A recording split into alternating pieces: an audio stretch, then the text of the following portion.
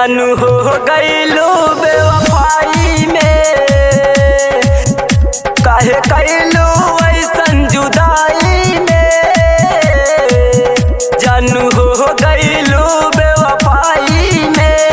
दीदी सोनू राज,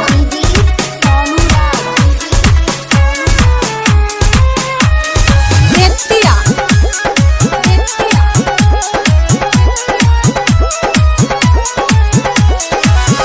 एही करे के रहे तब काहे प्यार कैलू हो। ये मरे के जावन कसम तू ना निभैलू हो, कसम तू ना निभैलू हो। एही करे के रहे तब काहे प्यार कैलू हो। जिए मरे के जावन कसम तू ना निभैलू हो। कौन कमी रहे जे तू छोड़लू हो, हमसे अखिया लड़ा के मुंह मोड़लू हो। लिखतानी रो रो खुदाई में, जानू हो गईलू बेवफाई में। काहे कैलू ऐसन जुदाई में, जानू हो गईलू बेवफाई में। दीदी सोनू राज,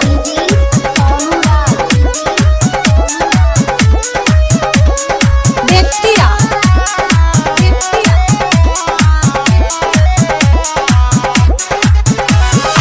उठ जा बडोली तोहार हमर उठिया राती हो। तेरा संग ना जइतू कितना प्यार का राती हो, कितना प्यार का राती हो। उठ जा बडोली तोहार हमर उठिया राती हो। दूसरा संग ना जइतू कितना प्यार करती हो।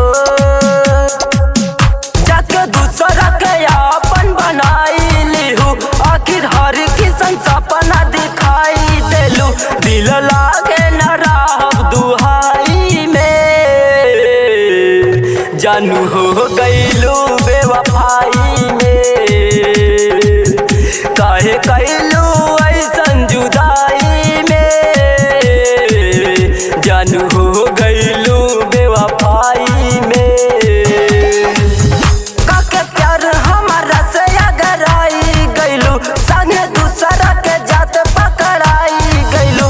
काहे कैलू ऐसन जुदाई में, जानू हो गई